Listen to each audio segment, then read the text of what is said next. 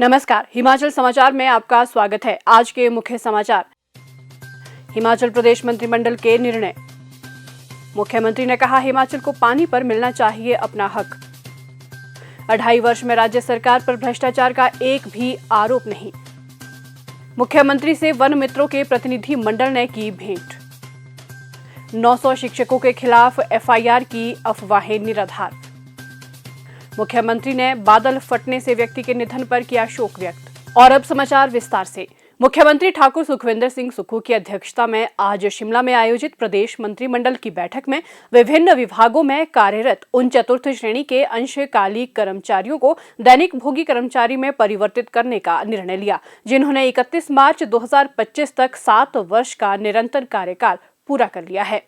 बैठक में वन विभाग के वन्यजीव विंग को शिमला से जिला कांगड़ा के धर्मशाला स्थित सीपीडी केएफडब्ल्यू परियोजना कार्यालय भवन में स्थानांतरित करने को स्वीकृति प्रदान की गई। इसके साथ सीपीडी केएफडब्ल्यू परियोजना कार्यालय को वन अरण्यपाल वन्यजीव धर्मशाला के खाली भवन में स्थानांतरित करने का निर्णय लिया गया।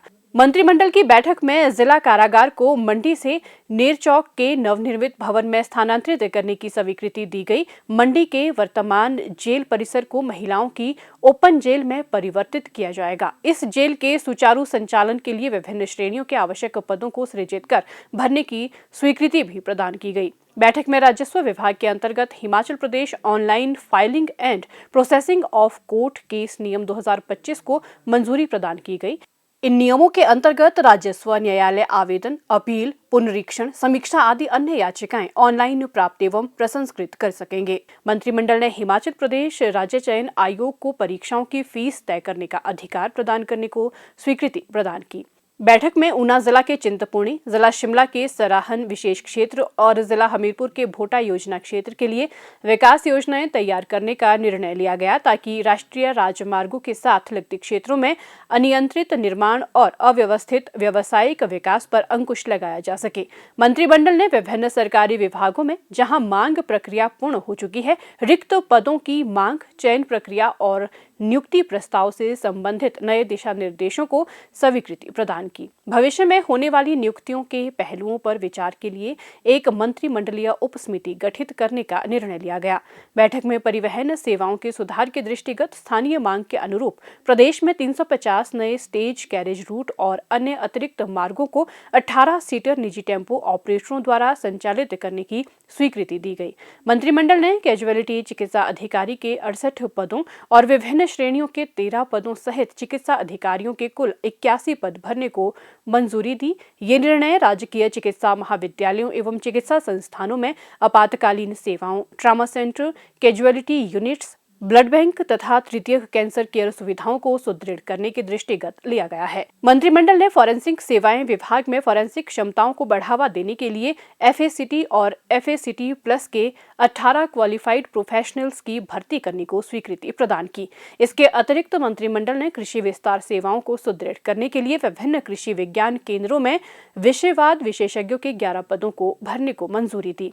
मंत्रिमंडल ने मोहाल, छोटा शिमला, देहात शिमला में 14 और 17 मंजिला 2 भवनों के वाणिज्यिक परिसर के निर्माण को मंजूरी दी। इस परियोजना का उद्देश्य शहर की बढ़ती प्रशासनिक और वाणिज्यिक आवश्यकताओं को पूरा करने के लिए आधुनिक सुविधाओं, पर्याप्त पार्किंग और एक बेहतर डिजाइन लेआउट से युक्त विश्व स्तरीय बुनियादी ढांचे का निर्माण करना है। मंत्रिमंडल ने 15वें वित्त आयोग के तहत पेयजल आपूर्ति योजनाओं के निष्पादन और रखरखाव के लिए पंचायतों की ओर से सेवा प्रदाता के रूप में जल शक्ति विभाग को नामित किया। मंत्रिमंडल ने चरण 2 और चरण 3 के तहत एम्स बिलासपुर के विस्तार के लिए भारत सरकार के स्वास्थ्य एवं परिवार कल्याण मंत्रालय के पक्ष में मौजा चंगर पलासिया में 21-9 बीघा भूमि के हस्तांतरण को स्वीकृति प्रदान की। मंत्रिमंडल ने चंबा जिला के रेवेन्यू एस्टेट सरोल में 52-17-00 बीघा भूमि को जवाहर नवोदय विद्यालय के संचालन के लिए भारत सरकार के शिक्षा मंत्रालय के स्कूल शिक्षा एवं साक्षरता विभाग को हस्तांतरित करने को भी मंजूरी दी। मंत्रिमंडल ने शिमला जिला में नगर पंचायत सुन्नी को नगर परिषद में स्तरोन्नत करने के संबंध में पूर्व में जारी अधिसूचना को वापस लेने को भी स्वीकृति प्रदान की। मुख्यमंत्री ठाकुर सुखविंदर सिंह सुक्खू ने गत सायं न्यू शिमला के सेक्टर 5 में 18 करोड़ रुपए की लागत से बनी पार्किंग का उद्घाटन किया। इस अवसर पर मुख्यमंत्री ने कहा कि 3 मंजिला इस पार्किंग में 50 से अधिक वाहन खड़े हो सकते हैं, जिससे क्षेत्र के निवासियों को काफी लाभ मिलेगा। मुख्यमंत्री ठाकुर सुखविंदर सिंह सुक्खू ने कहा कि हिमाचल प्रदेश के लोगों को पानी पर अपना हक मिलना चाहिए। उन्होंने कहा कि पानी हिमाचल प्रदेश की बहुमूल्य प्राकृतिक संपदा है। मुख्यमंत्री ने कहा कि राज्य 12,000 मेगावाट बिजली पैदा करता है, फिर भी हिमाचल को इससे क्या मिला? हमारे पास पानी के रूप में सबसे बड़ी संपदा है। पानी हमारा बहता हुआ सोना है। इस प्रदेश में 12,000 मेगावाट बिजली का उत्पादन हुआ। प्रदेश को क्या मिला? प्रदेश को बड़े बड़े डैम मिले।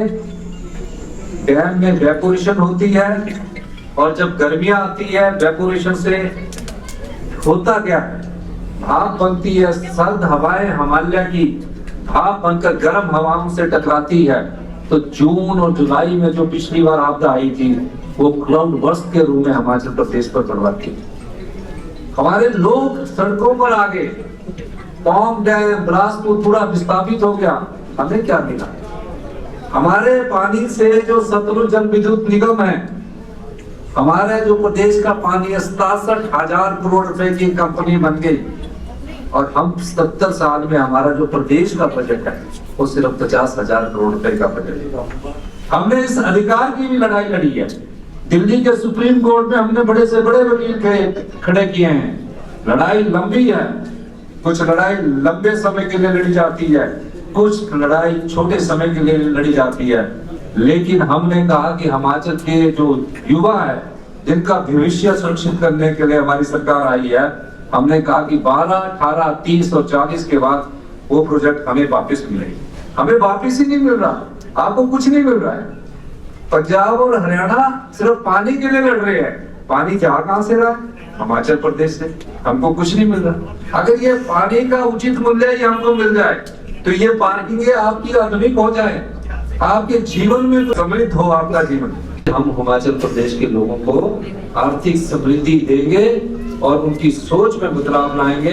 इस अवसर पर मुख्यमंत्री ने 1 करोड़ 50 लाख रुपए की लागत से नई पार्किंग सुविधा की घोषणा भी की। उन्होंने कहा कि न्यू शिमला में एक और पार्किंग सुविधा के निर्माण, सामुदायिक केंद्र और प्राथमिक स्वास्थ्य केंद्र की स्थापना के लिए 50 लाख रुपए की राशि मंजूर की गई है। ठाकुर सुखविंदर सिंह सुक्खू ने वर्तमान सरकार को विरासत में मिली वित्तीय चुनौतियों के संदर्भ में कहा कि जब कांग्रेस सरकार सत्ता में आई तो राज्य सरकार पर 75,000 करोड़ रुपए का कर्ज था और सरकारी कर्मचारियों की 10,000 करोड़ रुपए की देनदारियां बकाया थी। उन्होंने कहा कि अर्थव्यवस्था को स्थिर करने के लिए राज्य सरकार को कुछ कड़े फैसले लेने पड़े। राज्य सरकार ने ईमानदार और पारदर्शी प्रयासों से पिछले 2.5 वर्ष में 2,500 करोड़ रुपए का अतिरिक्त राजस्व अर्जित किया है। जो आपका धन है, हम सरकार में मुख्यमंत्री या मंत्री है, हम 5 साल के लिए चुनकर आते हैं। 5 साल बाद जनता तय करती है कि हमें चुनकर भेजना नहीं भेजना।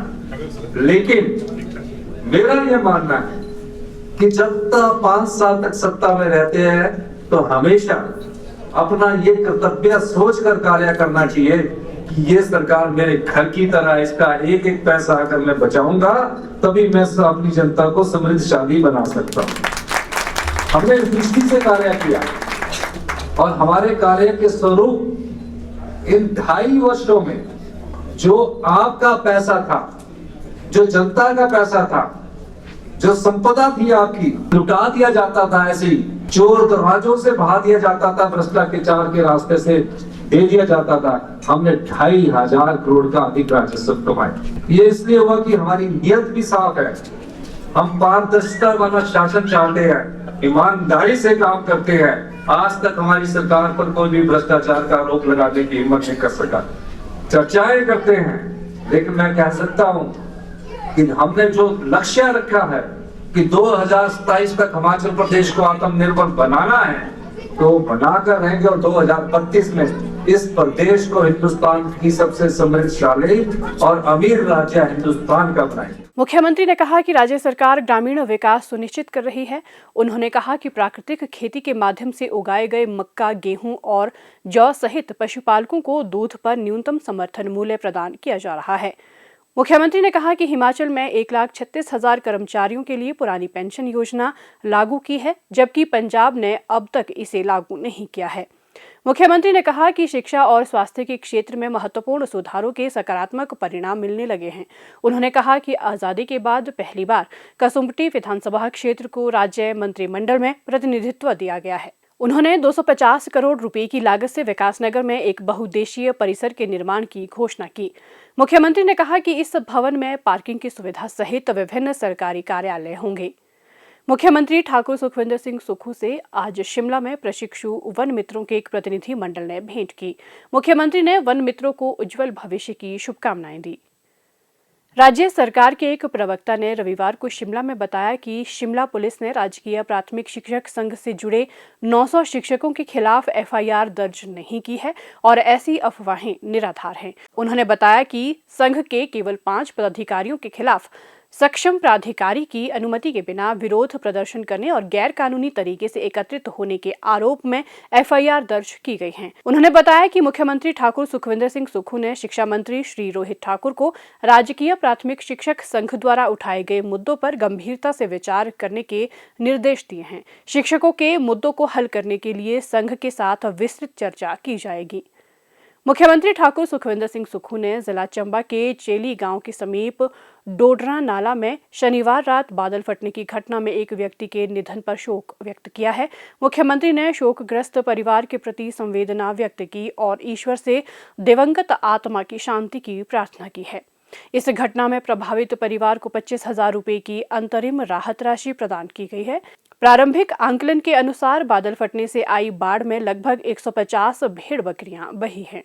मुख्यमंत्री ने कहा कि शोक की इस घड़ी में प्रदेश सरकार प्रभावित परिवारों के साथ खड़ी है और उन्हें हर संभव सहायता प्रदान की जाएगी।